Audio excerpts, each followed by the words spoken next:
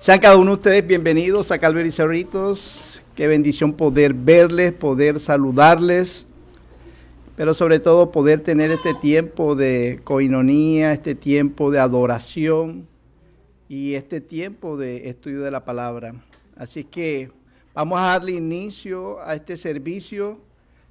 No solo preparemos nuestra mente, preparemos nuestro corazón.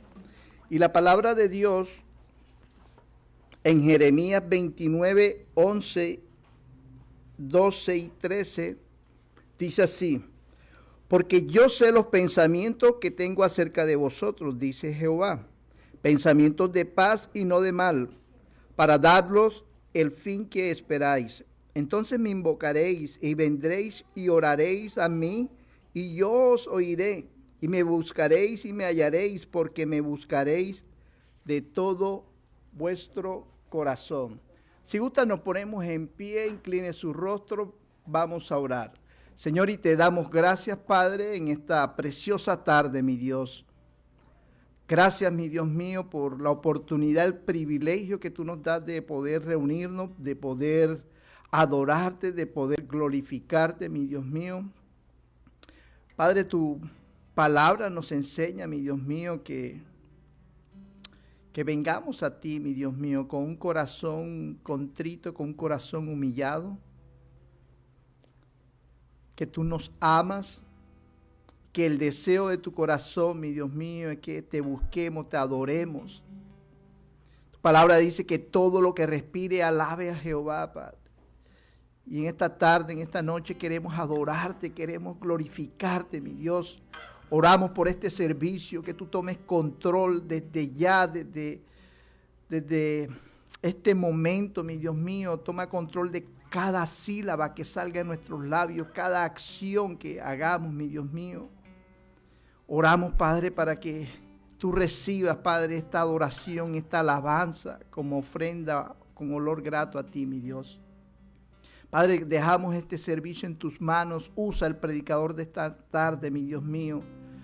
Padre, y que ese mensaje no solo toque nuestras mentes, sino toque nuestro corazón, y que salgamos de este lugar transformados y renovados.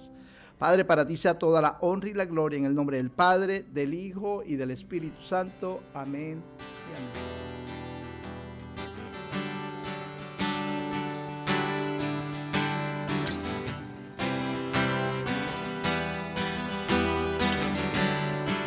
Cantemos vida das. Vida das y amor, traes luz a tinieblas, fuerza das, restauras todo corazón roto. Grande eres Dios,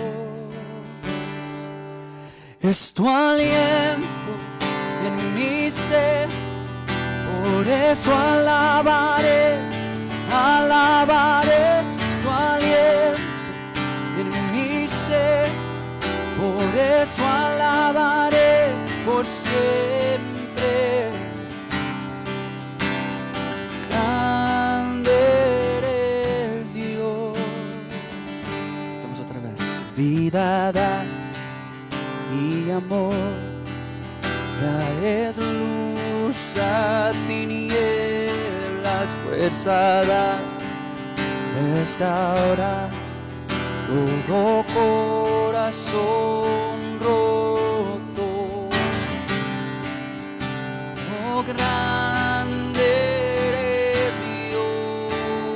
Dios, es tu aliento en mi ser, por eso alabaré, yo alabaré, es tu aliento en mi ser, por eso alabaré, yo alabaré, es tu aliento en mi ser, por eso alabaré por siempre.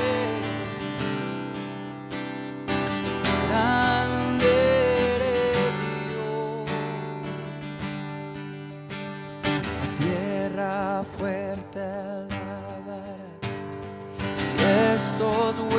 huesos cantarán.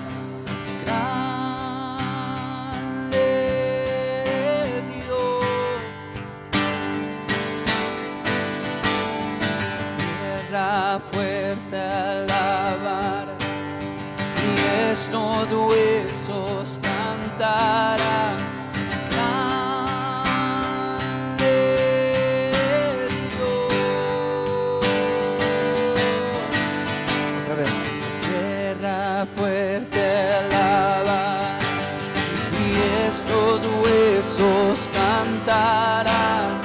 Alabaré su aliento en mi ser, por eso alabaré, yo alabaré su aliento en mi ser, por eso alabaré por siempre.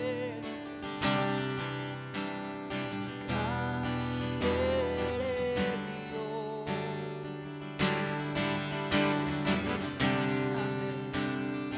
Grande eres Dios.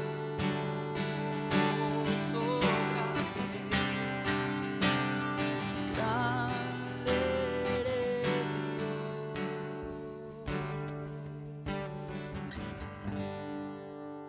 Pueden tomar asiento si gustan.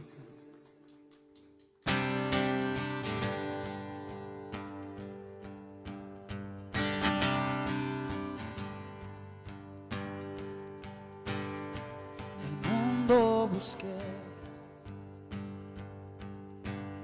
y no pudo llenarme. Ningún tesoro que pueda ganar me saciará. Mas llegaste tú, me diste vida nueva, y cada deseo se cumplirá aquí en tu amor. Oh, no hay nada, nada mejor, no hay nada, nada mejor, no hay nada, nada mejor que mi Dios.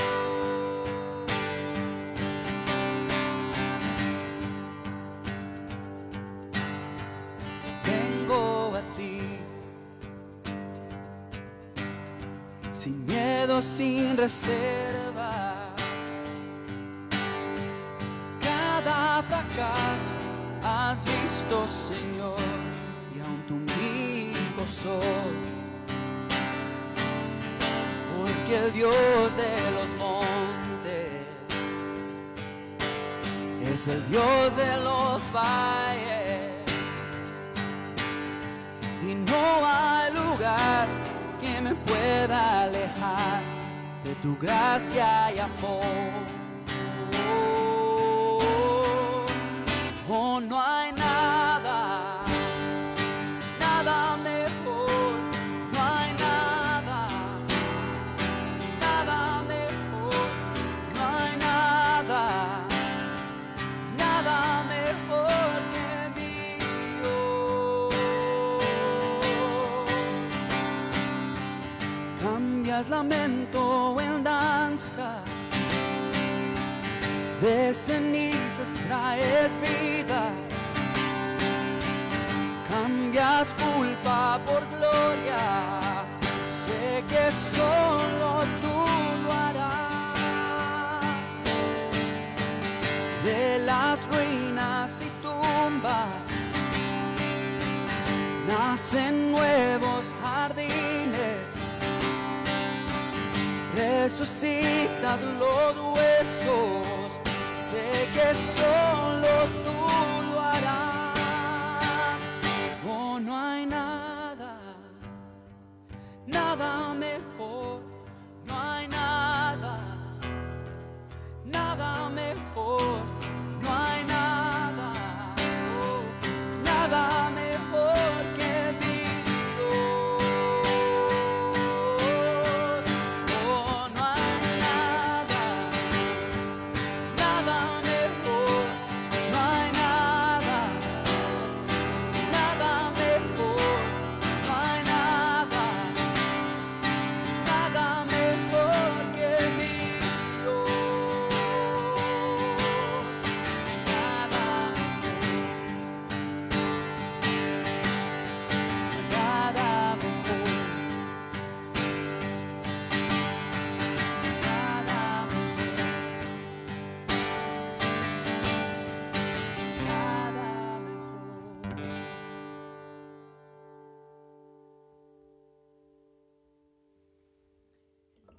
una canción viejita pero buena.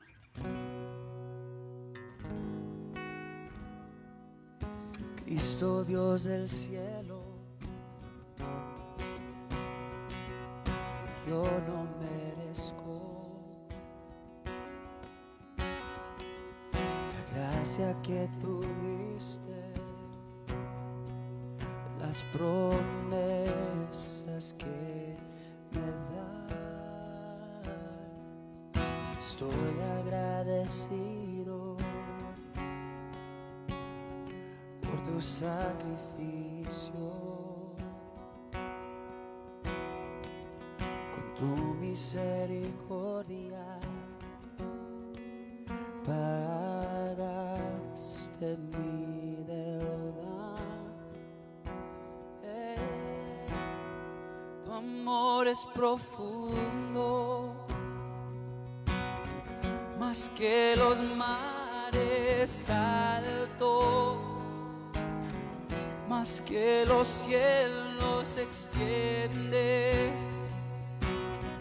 más que el universo.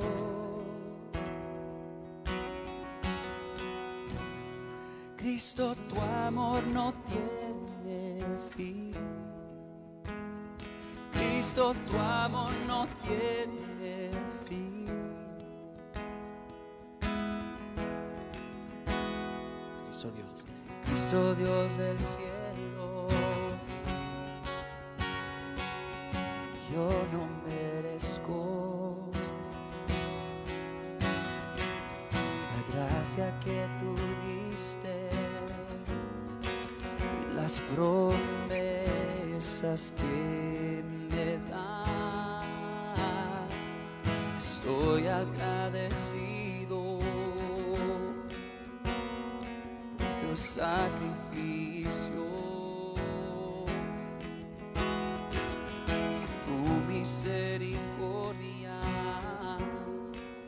pagaste mi deuda. Tu amor es profundo, más que los mares altos, más que los cielos se extiende, más que el universo. Oh Cristo, tu amor no tiene fin. Cristo, tu amor no tiene fin. Cristo, tu amor no tiene fin. Cristo, tu amor no tiene fin. Vamos una vez más, tu amor es profundo, más que los mares altos, más que los cielos se extiende, más que el universo. Tu amor es profundo, más que los mares altos, más que los cielos se extiende, más que el universo.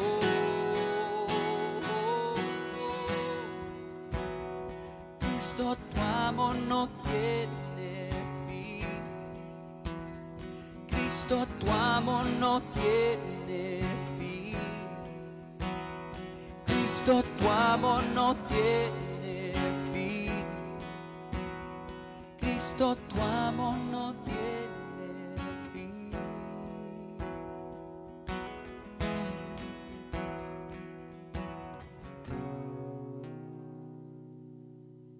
Hagamos una canción más.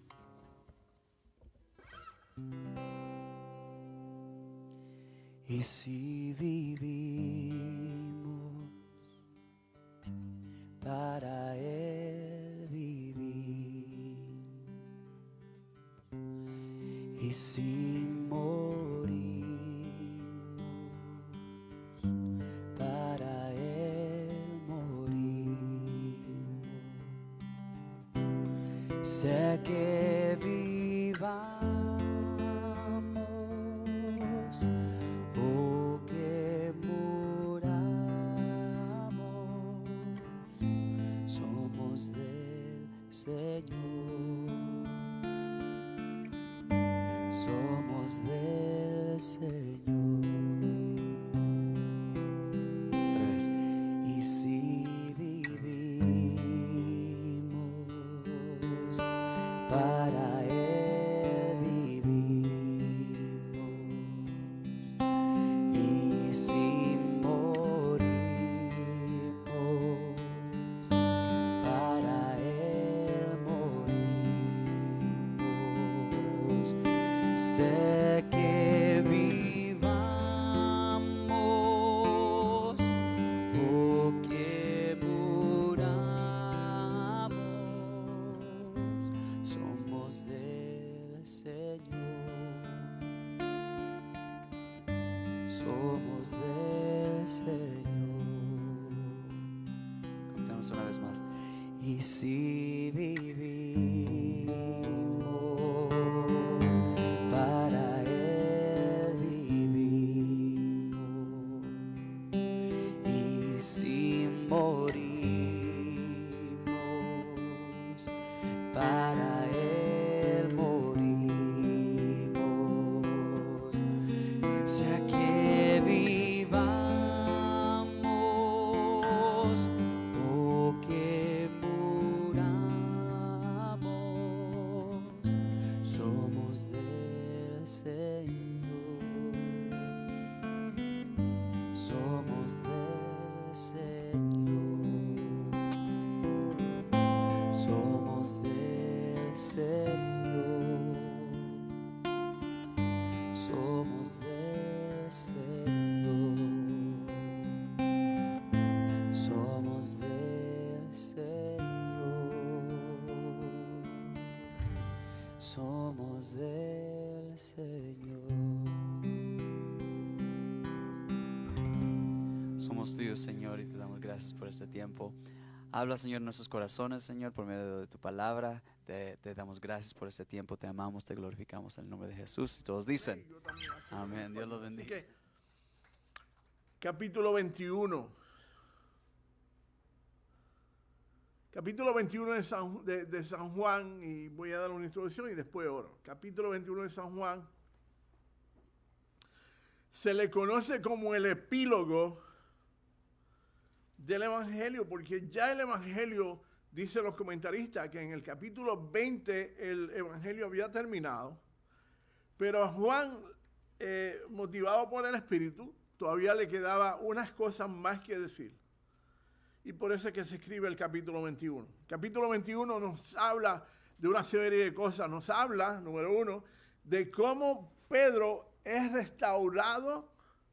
Recuérdense que la última vez que vimos a Pedro, lo vimos negando a Jesucristo, cuando estaban en el patio del sumo sacerdote.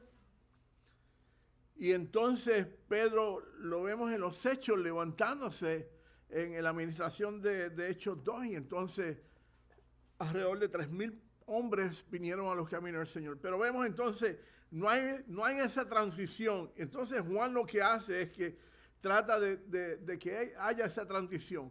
¿Cómo fue que Pedro fue restaurado de nuevo después de haber fallado al Señor? Y eso lo vamos a ver la próxima vez que nos reunamos, en el capítulo 21. Tiene dos partes. Hoy voy a estar cubriendo la primera parte y después la próxima vez la segunda parte. Así que esa es una de ellas. La segunda cosa que Juan quiere hacer a través de esto es que quiere traer claridad y redirigir a sus discípulos de las cosas que Dios anhela con sus vidas. Y eso es lo que vamos a estar en esta mañana desarrollando. Él quiere redirigir. Puedes ponerlo ahí. La próxima diapositiva, Jorge. Ok. Bueno, está bien. Entonces, es la segunda cosa. Él quiere redirigir a sus discípulos a las cosas que deben de estar haciendo. Y número 3, quiere dar las últimas instrucciones y enseñanza a los discípulos acerca del llamado que Dios les había dado a ellos. Quiero hablarle con claridad, porque vamos a ver en esta mañana, o en esta tarde, perdón, vamos a ver cómo un Pedro y varios discípulos se desvían por un momento. Y Jesús entonces tiene que volverlos a traer y decirle, hay que enfocarse en las cosas que Dios tiene para con ellos. Así que veamos en el versículo 1 del capítulo 21, dice así, dice, después de esto, y recuérdense, cuando dice después de esto, significa acerca de qué, después de qué, después de la resurrección, después de lo que había ocurrido, después de estos. Así que viene la resurrección después de la resurrección y después de la muerte de Jesucristo. Y entonces dice, Jesús se manifestó otra vez a sus discípulos. Esta es la tercera vez que se manifiesta a sus discípulos. Y los discípulos, quiere decir la palabra discípulo, entiendan bien, aquellos que han recibido la disciplina de Jesús. Discípulo es aquellos que han recibido la disciplina de Jesús, aquellos que han tomado un compromiso de seguir a Jesucristo. Así que no todo el mundo es discípulo. Puedes tú estar viniendo a la iglesia y no necesariamente ser discípulo de Jesucristo. Así que dice que estaban junto al mar de Tiberia. El mar de Tiberia es lo mismo que el mar de Galilea. Y se manifestó de esta manera. Y entonces en el versículo 2 dice, estaba juntos Simón Pedro, Tomás, llamado el Dídimo, Natanael, el de Caná de Galilea, y los hijos de Zebedeo. ¿Cuáles son los hijos de Zebedeo? El discípulo amado, ¿y quién más? Y Santiago, Juan y Santiago. Ok, muy bien. Y dice, y los otros dos de sus discípulos. ¿Quiénes eran los otros dos de sus discípulos? Usted y yo. Ok. Estos discípulos, como algunos de nosotros, no están en el lugar donde Dios los había llamado a estar. Y esto es bien importante entenderlo, porque eso es lo que vamos a estar hablando en esta tarde. Jesús, antes de que los enviase a Galilea, y lo vamos a ver, lo pueden buscar en Mateo 28, capítulo 28, versículo 7. Antes de que Jesús partiese y estando con ellos, les dice, vayan a Galilea y vayan a donde, vayan al monte. Está en el versículo capítulo 28, el versículo 7, el versículo 10 y el versículo 16. Capítulo 28, versículo 7, versículo 10 y versículo 16. Y mira lo que dice en el versículo, para no leerlos todos, en el versículo 7 le dice, id pronto y decir a los discípulos que han resucitado de los muertos, y aquí va delante de vosotros a Galilea, y allí le veréis. Pero mira qué claro está en el versículo 16 del capítulo 28. Dice así, dice, pero los 11 discípulos se fueron a Galilea, al monte donde Jesús les había ordenado. ¿A dónde lo había ordenado Jesucristo? A Galilea. ¿A qué sitio de Galilea? ¿Al monte? ¿Al monte? ¿Verdad? Ok, quiero que estén conmigo. Al monte. Importante porque vamos a ver dónde es que finalmente llegan los discípulos. Ellos caminaron hacia Galilea, llegan a un punto, y llegan al punto y miran para un lado y miran para el otro, y ven al mar de Galilea allí. ¿Y qué hacen ellos? Se van y se dirigen para el mar de Galilea. Y veamos lo que Pedro le dice a sus compañeros en ese momento. En el versículo 3 nos dice, Simón Pedro les dijo, yo estoy aquí, voy a pescar. Ellos le dijeron, vamos también con vosotros. Y yo no me voy a quedar aquí solo, yo voy contigo también a pescar. Salieron pues y entraron en una barca, pero aquella noche no pescaron, ¿qué? Nada. Nada, no pescaron nada. Y este es el Pedro que les había dicho a Jesús. Lo que nos dice en Mateo 26, 33.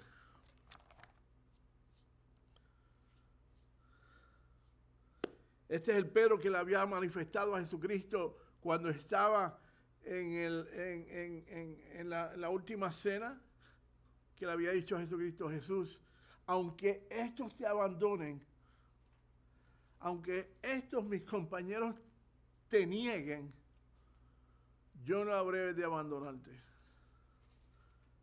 Así que esto lo dice en Mateo. Así que Pedro habrá de negar a Jesucristo, pero después de haber negado a Jesucristo, Kevin, después de haber negado a Jesucristo, se sentía culpable por haberlo negado. Pedro estaba en una posición inconforme, no estaba satisfecho. El enemigo lo había atacado, lo había culpado, le había traído mucho sentido de culpabilidad porque había negado a Jesucristo. Y ya la relación de Pedro con Jesucristo no era la misma. Se sentía culpable. Pensaría que habría de tener no habría de tener la misma relación que tenía antes, porque se sentía culpable de haber negado a Jesucristo. Cuando Jesucristo le dijo: no pasará 3 veces que cante el gallo que tú me negarás. Pedro ama al Señor, pero él todavía se sentía inseguro, se condenaba a sí mismo. Y recuérdense, en el enemigo ustedes tienen que tener mucho cuidado y tienen que estar alerta y tienen que estar conscientes de que cuando nosotros fallamos, y seguro que fallamos, y seguro que fallaremos, porque yo fallo constantemente. Bueno, no es que yo fallo en cositas pequeñas, pero delante de Dios son cosas grandes. Porque Él anhela de mí una vida pura y santa para Él. Y entonces el enemigo lo que hace es que trae acusación a nuestras mentes. Pedro se sentía que Jesucristo había de rechazarlo. Ya él no se sentía con claridad el llamado que Dios le había hecho a él. Y Pedro vuelve a hacer las cosas que él hacía antes de conocer a Jesucristo. Yo volveré atrás a las cosas que yo hacía antes, a mi vocación que yo hacía antes. A eso yo volveré atrás, decía Pedro. Así que Pedro vuelve a pescar. Se había olvidado de que Jesús lo había llamado a ser ¿qué? ¿Pescadores de qué?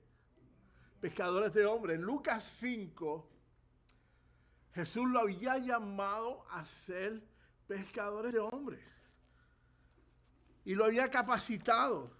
Y Pedro, hasta cierto sentido, se había convertido en el líder del grupo. Y Jesús le dijo: las habilidades que tú tienes como pescador, esto es lo que Jesús le dijo a Pedro en el capítulo 5 de Lucas. Las habilidades que tú tienes como pescador, yo habré de utilizarlas para el beneficio del reino de Dios.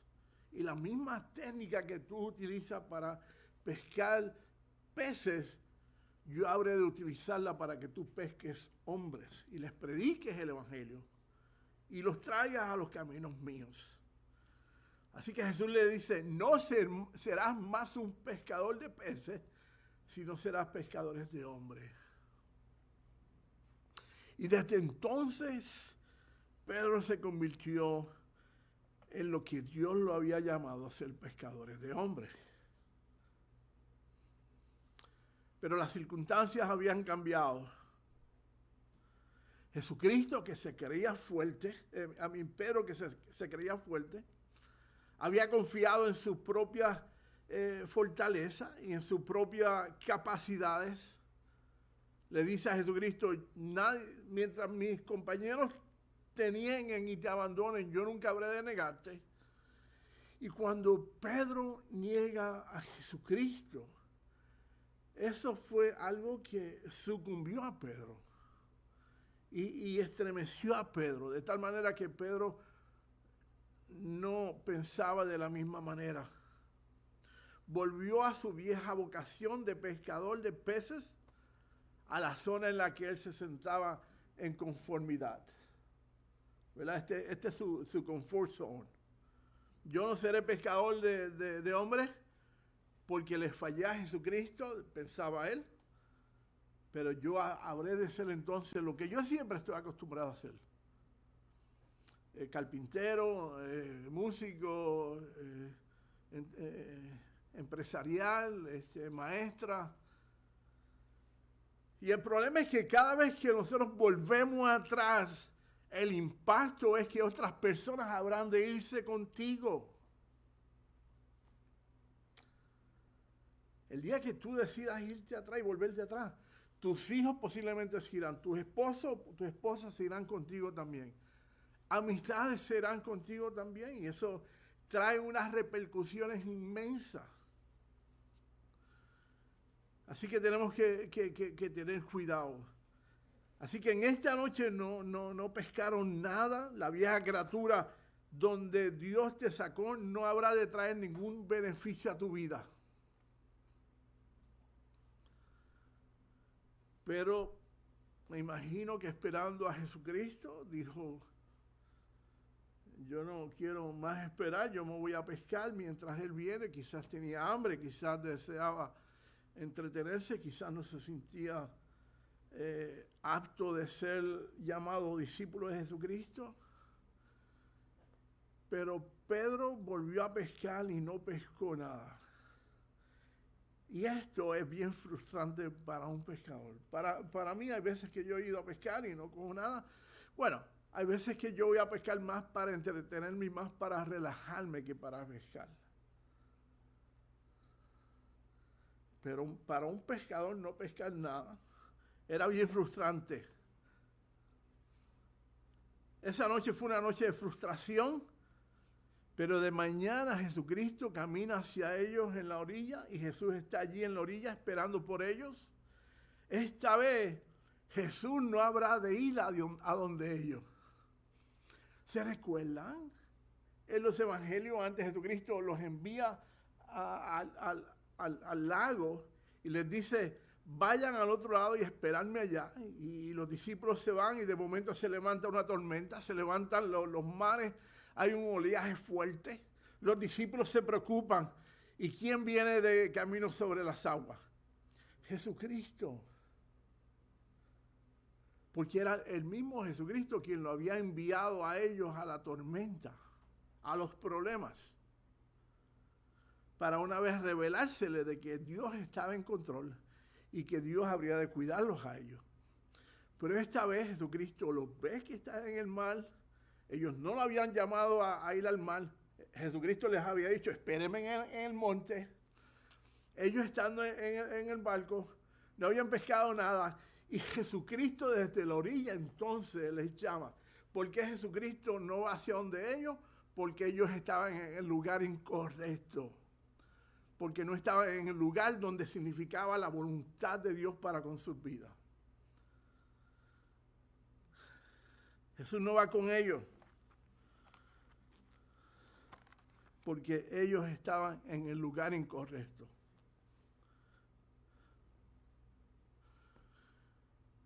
Nosotros nos resistimos y somos rebeldes y nos sentimos, y a veces que nos sentimos a Dios de nuestro lado, es porque no estamos en el lugar que Dios quiere que nosotros estemos.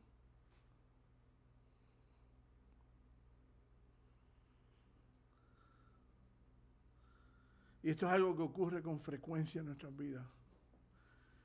Pero entonces le echamos la culpa a Dios. Después señalamos a Dios, ¿verdad?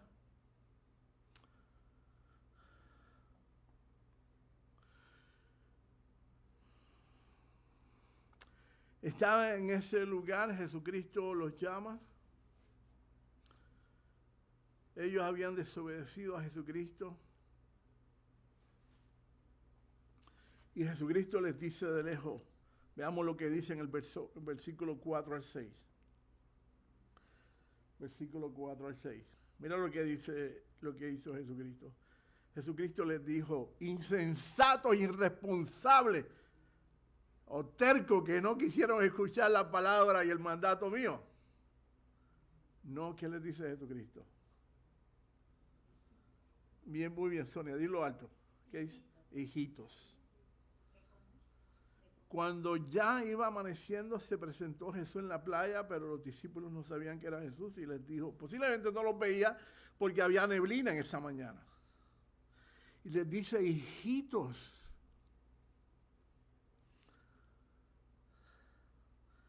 ¿tenéis algo que comer?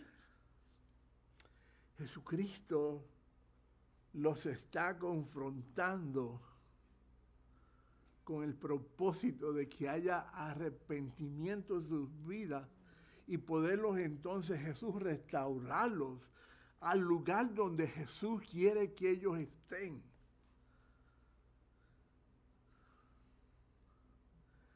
Y Jesucristo les dice con ternura, con amor, con intensidad, les dice, hijitos míos, ¿tenéis algo que comer? Y cuando leo esto, pienso que hay cierto humor de Jesucristo. ¿Qué tú crees, Paulina? ¿Jesucristo sabía que ellos no habían pescado o que habían pescado? No habían pescado. Pero Jesucristo le quería meter el dedo en la llaga, ¿verdad? Porque ellos estaban tristes que no habían pescado. Era frustrante para un pecador estar toda la noche y no había el pescado. Y Jesucristo les dice, ¿tenéis algo que comer? Y les respondieron, no. Y él les dijo, echad la red a la derecha de la barca y hallaréis. Y recuérdense, cuando el Señor nos trae estas palabras a nuestras vidas, a mi hermanito Mario, a Marco, ¿verdad? A Kevin, a Jorge, esto tiene, y no digo Luis porque solamente los hermanos que nos reunimos los jueves en la noche, les digo, lean lo que dice la Escritura y cómo las dice. Porque hay un significado especial de parte de Dios para con ellos. Entonces Jesucristo les dice, echad la red a la derecha de la barca y hallaréis. Ok. Bueno, lógicamente esto no tenía ninguna lógica, ¿verdad? Que en un lado no hubiesen pescado y que en otro lado hubiesen pescado. No había lógica en ello. No estamos hablando de un bote que medía una milla de distancia. Estamos hablando de una yola, de un barquito pequeño, ¿verdad? Y entonces, dicen los discípulos, entonces la echaron y ya no la podían sacar por la gran cantidad de peces. Ahora, a mis hermanos que saben cómo a mí me gusta que ustedes piensen. ¿Acaso Dios nos estaba probando a esos discípulos acerca de la obediencia? La importancia de lo que significaba la obediencia en nuestras vidas. Jesucristo les había dicho, vayan a Galilea y reúnanse conmigo en el monte. ¿Y dónde estaban los discípulos? En la playa. Y entonces Jesucristo les dice, recuérdense que ellos eran pescadores. La profesión de Pedro antes de conocer a Jesucristo era pescador. Y recuérdense, esta es la segunda vez que ocurre, porque en Lucas 5 ocurre el mismo evento cuando Pedro le dice, Señor, pero yo he pescado toda la noche, yo soy un pescador de profesión. Tú eres un carpintero, pero yo soy un pescador de profesión. Y yo no voy a pescar nada, porque todo lo que he tratado de hacer no he pescado nada y yo sé que no voy a pescar nada.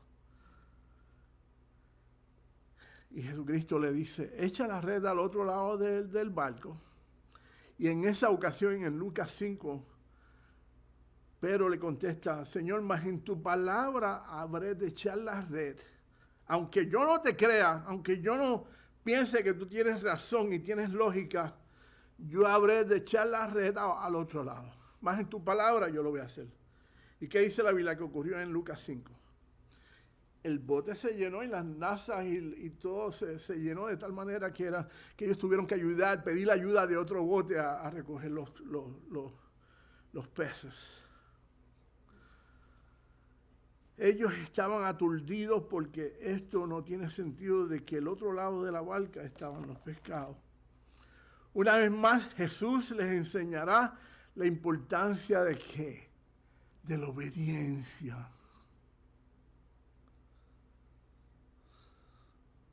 No es lo que nosotros pensemos, no es lo que la lógica a nosotros nos diga, sino es en base a ¿qué? En base a la obediencia. Y entonces cuando nosotros obedecemos, ¿qué ocurre? Trae muchos frutos. La única razón por la cual esos peces fueron cogidos de tal manera, o fueron capturados en la NASA, en las redes de estos pescadores, sencillamente fue porque ellos obedecieron al Dios creador de todos esos peces y de todos aquellos lagos y todo lo que este mundo significa, ¿verdad? Cuando tú estás en obediencia, hay fruto. Cuando tú estás en desobediencia, no hay fruto. Y entonces nos dice en el versículo 7 al 8, nos dice, entonces aquel discípulo a quien Jesús amaba, ¿quién es ese? Juan. Le dice a Pedro, ¿sabes qué, Pedro? ¿Sabes quién es el que nos llama y nos pregunta si hemos pescado algo? Ese es Jesús. Es Jesús. ¿Y qué hace Pedro? Pedro se estremece, se sorprende. Me imagino que en esos momentos a Pedro le estaba pasando una película por su mente. Me imagino que en esos momentos Pedro empezó a recordar aquel tiempo en Lucas 5 donde él le ocurrió lo mismo.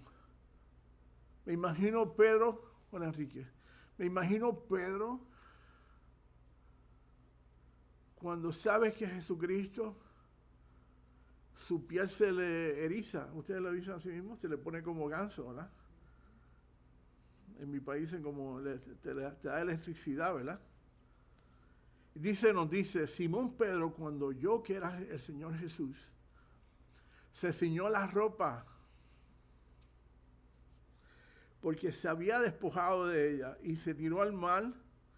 Los otros discípulos fueron con la barca, arrastraron la red llena de peces, pues no distaban de tierra, sino como 200 codos. Juan se había recordado lo que había ocurrido unos años atrás. Y él se da cuenta de que es Jesús. Así que Pedro se tira al agua a nadar. Algo curioso que nos dice aquí es que se ciñó la ropa porque se había despojado de ella y se tiró al mar. Y me pregunto, volviendo de nuevo a cuando nosotros leemos la Escritura, los hombres de aquí, bueno, también para las mujeres, lo que pasa es que yo insisto, yo hay veces que les repito y les repito y les repito. Vean cómo dice la Biblia y cómo está escrita. Y cuando dice aquí que Pedro se ciñó su ropa, bueno, no fue para que no se mojase porque se iba a tirar al agua. Y la barca eventualmente iba a llegar a la orilla y él habría de poder recoger las ropas. Pero yo pienso que Pedro se tomó toda la ropa y se la ciñe porque Pedro se dio cuenta quién era el que estaba allí. Pedro se dio cuenta de la bendición de la obediencia y Pedro no quería saber más de la barca, porque de la barca es que Dios lo había llamado a ser pescadores de hombres y no ser pescadores de peces. Y Pedro nunca más, pienso yo, nunca más tenía razón ninguna, no quería tener razón ninguna por la cual recurrir a la barca, porque de ahí era que Dios lo había sacado.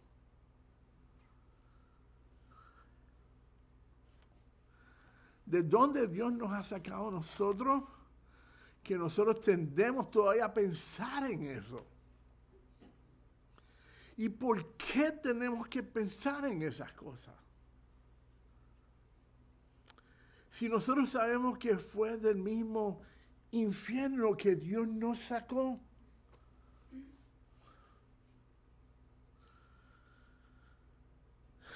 Pedro no quería nada que lo atase a esa vieja criatura, a esa vieja forma de vivir.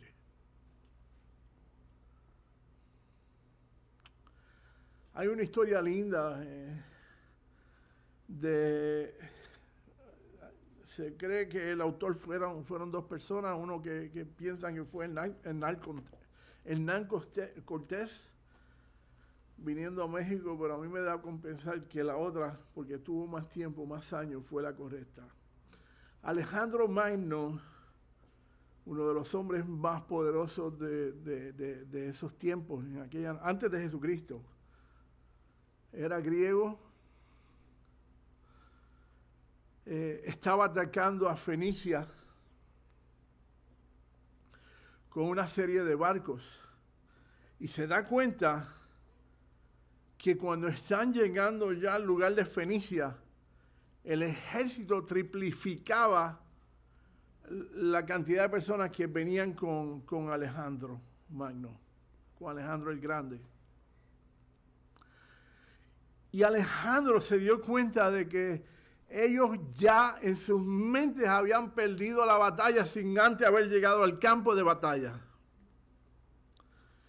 Y cuando están llegando y Alejandro se da cuenta de eso y se da cuenta del impacto que tiene el miedo referente a sus vidas, que lo que hace es que cuando llega a la tierra manda a su ejército íntimo, a sus allegados y les dice: yo quiero que tú hagas algo, yo quiero que tú quemes todos los barcos que nosotros trajimos. Y entonces Alejandro llama al pueblo y les dice: ¿ustedes ven lo que yo he hecho? Yo quiero que ustedes entiendan que nosotros hemos quemado los barcos, porque yo quiero que ustedes entiendan que la única forma que nosotros podemos volver a nuestras casas y a nuestra familia y a nuestra tierra es cuando ganemos y conquistemos al país de Fenicia, y con los barcos de ellos es que habremos de poder y retornar entonces a nuestras casas y a nuestras esposas. ¡Wow! ¡Qué tremenda motivación!, ¿verdad? Para que el ejército de Alejandro ganase la guerra, de tal manera que ellos tomasen entonces los barcos del enemigo y pudieran retornar para atrás. Y la enseñanza de esto es esta. Hermanos, tenemos que estar claros de dónde nosotros salimos y estar claros de que Dios no quiere que nosotros tengamos ninguna relación con las cosas de donde Él nos sacó. Para que nunca nos olvidemos de Él, para que nunca nos desviemos del llamado que Dios nos ha hecho a cada uno de nosotros. Dios había llamado a los discípulos a llegar al monte, y los discípulos, dirigidos por Pedro, se habían ido a pescar, porque esa era la vocación previa de Pedro, ser un pescador de peces.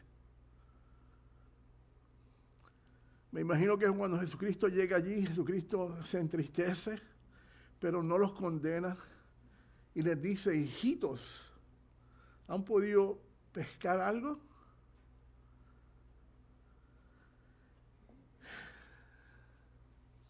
Me encanta el corazón de Jesucristo. En Lucas 9, 61 a 62, Jesucristo les dice a los discípulos: ninguno que poniendo su mano en el arado mira hacia atrás es apto para el reino de Dios. Ninguno que poniendo su mano en el arado mira hacia atrás es apto para el reino de Dios. Así que nunca volvamos a mirar hacia atrás, porque no traerá frutos, no habremos de pescar nada. Algo que también quiero decir: si Dios habrá de usarnos para su gloria, es importante que estemos vacíos de nosotros. Vuelvo a repetirlo.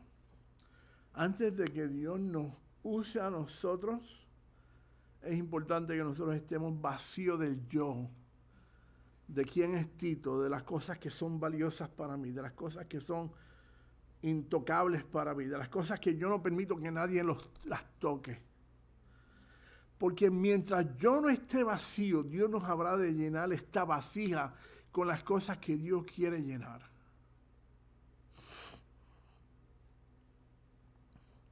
Mientras yo y mi vida esté llena de cosas que no son correctas, Dios no habrá de poder llenar mi vasija, mi vida, con las cosas que Él quiere llenar. Así que era importante que Pedro se vaciara del viejo hombre, de la vieja criatura, de la vieja vocación, de lo que a él le gustaba antes, para entonces Dios poderlo utilizar para su reino. Bueno, ¿cuánto tiempo llevo ya? ¿Está largo, está corto? Estoy bien. Ok. Algo rapidito, en 2 Reyes, capítulo 4. Uno de las viudas de un profeta de Dios que había muerto, llega donde Eliseo y le dice a Eliseo, Eliseo, mi esposo ha muerto y no tengo nada como comer, no tengo nada que pueda yo entonces sostener a mi familia. Y Eliseo le dice, mujer, ¿qué tú tienes contigo? Ella le dice, solamente tengo unas vasijas de aceite. Y Eliseo, en la inspiración del Espíritu Santo, le dice, ve y buscas cómo, vasijas cómo. ¿Están ahí o no? Búsquela en la próxima. Y digo, ok, ahí mismo está. ¿Okay?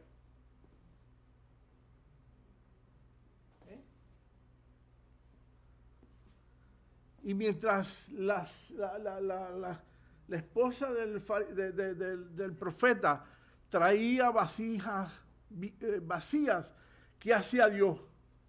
¿Las llenaba de qué? De aceite.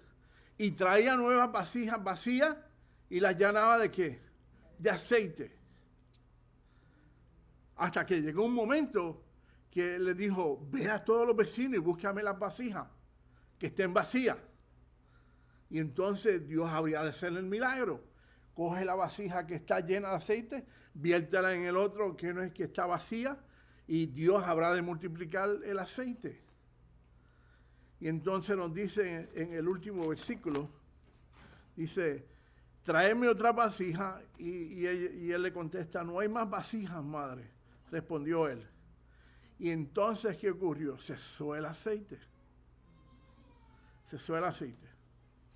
Así que desde entonces ella cogió todos los aceites que había acumulado y pudo sacarle un buen dinero con ellos. Y pudo sostener la vida de su hijo y de su vida por el milagro que Dios había hecho con esta viuda. Y por la obediencia de esta viuda y del hijo, y porque tenían vasijas vacías para Dios poder llenar de Él en nuestras vidas. Nosotros tenemos que estar vacíos de lo que es Tito Lampón, de lo que es Marco, de lo que es Guillermina. Porque si nosotros tenemos algo que está en nuestros corazones todavía, y eso ocupa la mitad de nuestra copa, ¿cuánto Dios habrá de poder llenar nuestra copa? La mitad nada más. Porque tenemos la otra mitad llena de nuestras cosas que producen fruto. No producen fruto, lo vimos aquí en Pedro. Podemos estar pescando toda la noche y porque estamos en desobediencia no habremos de tener frutos. Y a veces que a nosotros nos gusta agarrarnos de cosas porque nos traen seguridad. Cuando Dios nos dice suelta y confía en mí y obedéceme. Y entonces yo habré de multiplicar los peces en tus redes. Ok. Lecciones que debemos de aprender de esto que leímos aquí en el capítulo 21. Un siervo o sierva de Dios que Dios llame tiene que vaciarse de sus agendas, de sus planes, de sus deseos. Dios habrá de hacer cosas nuevas y milagrosas en nuestras vidas. Son lecciones que Jesucristo quería que ellos aprendieran. Número 2, la otra cosa que ellos fallaron fue que aparte de haberse ido a pescar, es dónde está la oración en sus vidas. Cuando antes de irse a pescar, cuando llegaron allá a Galilea, en vez de subir al monte, se fueron al mar, no vemos a ellos consultando a Dios en oración y pidiéndole al Señor, Señor, ¿iremos a pescar? No. Algo que me llama la atención aquí es que es el hecho de que Jesús, cuando Jesús les pregunta si han pescado algo y ellos les dicen nada, era porque Jesucristo quería que ellos confesaran, porque en la confesión hay liberación. El hecho de ellos reconocerse que que habían fallado porque habían desobedecido era importante para la restauración. ¿Me entienden o no? Cuando Adán peca y Eva peca, Dios llama a Adán y le dice, ¿dónde estás, Adán? Dios sabía dónde estaba Adán, pero era con el propósito de que Adán confesara el pecado para que entonces Dios pudiera restaurar. Cuando Caín mata a su hermano Abel, lo vemos en los próximos capítulos de Génesis, creo que es 3. Cuando Caín mata a Abel, Dios se le revela a Caín y le dice, ¿dónde está tu hermano? ¿Acaso Dios no sabía dónde estaba Abel? Seguro que sí. Pero el propósito de cuando Dios nos pregunta es con el propósito de que nosotros reconozcamos nuestros fallos, confesemos, y cuando confesamos es cuando comienza el periodo de restauración y de sanidad en nuestras vidas.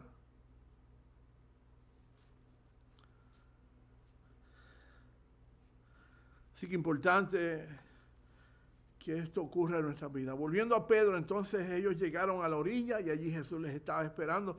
Veamos cómo Jesús les está esperando. Verso 9 al 10, como dice. Dice, al descender a tierra, vieron brasas puestas y un pescado encima de ellos, de pan, y Jesús les dijo, traed de los peces que acabáis de sacar. ¿Sabes qué? Es interesante, cuando estaba leyendo los comentaristas, y me encantó esta porción de que esa palabra que dice aquí, vieron brasas puestas, la palabra es en el único lugar en las Escrituras donde usa esa palabra, fue en Juan 18, cuando Pedro está delante el patio del sumo sacerdote, cuando ya han capturado a Jesucristo. Y dice, estaban en pie los siervos y los guardias que habían encendido un fuego. Y es la misma frase que nos dice, es la única frase que nos dice aquí cuando dice que al descender a tierra vieron brasas puestas. Y a los estudiosos míos de las Escrituras, ¿sabe lo curioso de esto? Quizás Jesucristo les estaba recordando a Pedro, en una brasa y en un fuego fue que tú me negaste, y ahora yo habré de alimentarte y habré de perdonarte. ¿Ok? Bien, pero eso lo vamos a ver la próxima vez que estudiemos. Así que Jesús estaba allí ya cocinando el pescado. Me fascina que los discípulos no tenían que ir a pescar y coger pescado, porque cuando estamos en obediencia, estamos en bendición. ¿Y quién es el que nos sirve a nosotros? ¿Quién es el que nos sirve a nosotros? ¿Quién fue el que le estaba cocinando allí a los Jesucristo mismo? Y ya le tenía allí un barbecue listo, ¿verdad? Y preparado. No habían que limpiar el pescado, estaba caliente, estaba fresco. Quizás tenía horchata allí con ellos. Con tortilla, ¿qué más? Panito. Y hasta flan y churros también tenía allí Jesucristo para ellos. Chocolate. Pan de bono también, con guayaba. Verso 11 dice, subió Simón Pedro y sacó la red a tierra, llena de grandes peces, 153, y aún siendo tanto la red no se rompió. Te pregunto, ¿qué quiere decir 153 peces? Bueno, no lo sé todavía.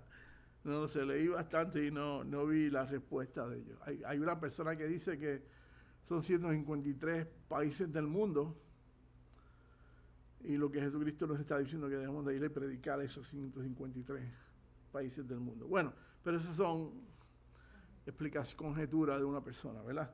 Verso 2 al 13, ya estamos terminando. Dice, les dijo Jesús, venid, comed. Y ninguno de los discípulos se atrevían a preguntarle, ¿tú quién eres? Sabiendo que era el Señor. Ellos sabían que era el Señor. Vino pues Jesús, ¿por qué? Porque estaban, ¿cómo? Estaban arrepentidos, estaban avergonzados de lo que habían hecho. Sus almas estaban tristes de que no habían sido fieles a la palabra de Dios. Vino pues Jesús y tomó el pan y les dio, y asimismo del pescado. Y me encanta porque esto significa comunión e intimidad. Tú querías tener en esos tiempos, tú querías tener una comunión e intimidad con alguien, ¿qué tú hacías? ¿Lo invitabas a qué? A comer. Estos tenían carga porque se habían ido a pescar y habían desobedecido a Jesucristo, y Jesús los trata con ternura y con amor. Y esto lo que nos dice es que Jesucristo tiene intimidad con ellos. Y si quiero acabar con estas palabras. Desobedecer a Jesús significa frustración, sin poder alcanzar lo que deseamos, quizás no temporalmente, pero no a la larga. Lo mejor de nuestra vida es obedecer a Dios, vivir en sacrificio para Él y ser testigos a otros del amor de Jesucristo. Y lo último que quiero acabar es que Jesús no los condena. Confía en Jesucristo y obedécelo, y Él habrá de cocinarte un manjar. Amén. Nos ponemos de pie entonces.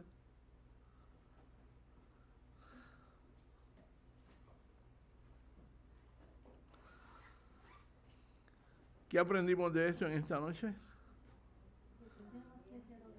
Hay que ser obedientes. Muy bien. ¿Qué más? Muy bien. Vaciarnos de nosotros. Muy bien. Gracias. Si en esta noche hubiese alguien que quiere o necesita oración porque ha caminado en desobediencia, venga y véanos al final del servicio. Llame a Martín o a mí o a mi esposa, y entonces nosotros habremos de orar por ustedes. Venga donde Sonia y Marcos también, y ellos habrán de orar por ustedes. Señores, yo quiero, y mis amados y mis hermanas también quiero que entiendan esto, y es el hecho de que Dios no nos condena.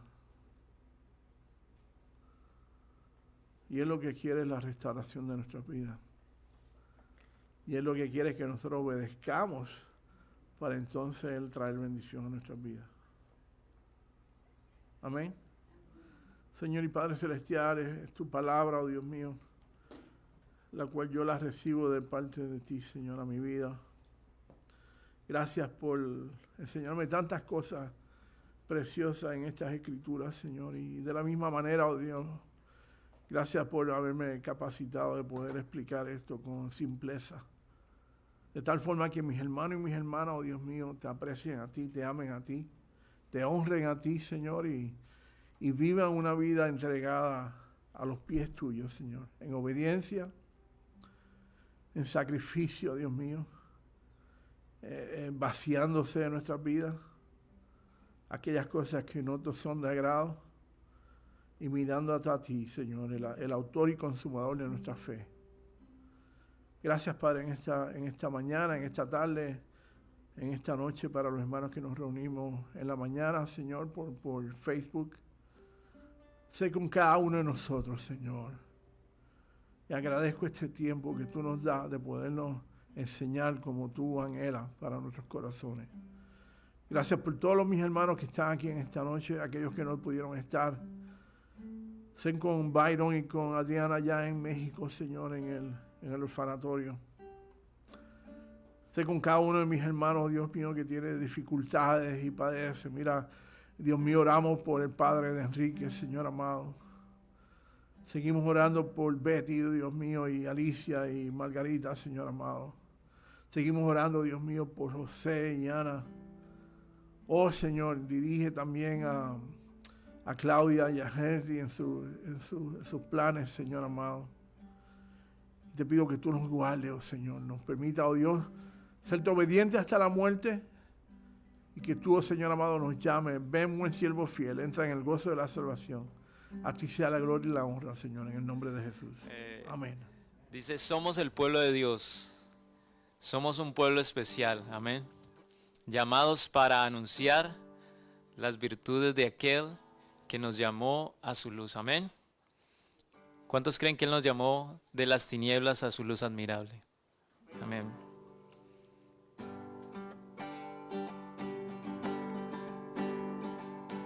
Somos el pueblo de Dios. Somos un pueblo especial, llamados para anunciar las virtudes de aquel que nos llamó a su luz. Somos el pueblo de Dios, su sangre nos redimió y su espíritu dio para darnos poder y ser testigos de Él, y llevaremos su gloria a cada pueblo y nación, trayéndoles esperanza y nuevas de salvación. Y su amor nos impulsa, no nos podemos callar. Anunciaremos al mundo de su amor y verdad. Somos el pueblo de Dios. Somos un pueblo especial, llamados para anunciar las virtudes de aquel,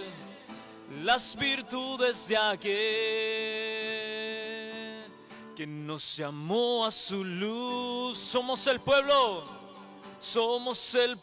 de Dios. Su sangre nos redimió y su espíritu dio para darnos poder y ser testigos de Él. Y llevaremos su gloria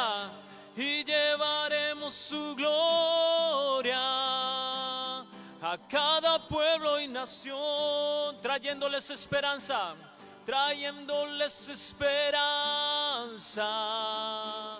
y nuevas de salvación. Y su amor nos impulsa, no nos podemos callar. Anunciaremos al mundo de su amor y verdad, de su amor y verdad, de su amor y verdad. Amén. ¿Cuántos quieren anunciar del amor de Cristo? Que Dios los bendiga, iglesia.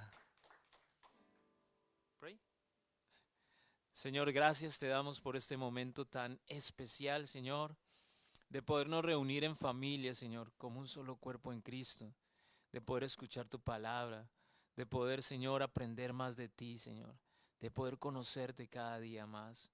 Llévanos con bien hasta nuestros hogares, Quédate aquí cuidando de todo lo que nos has prestado para administrar, Señor.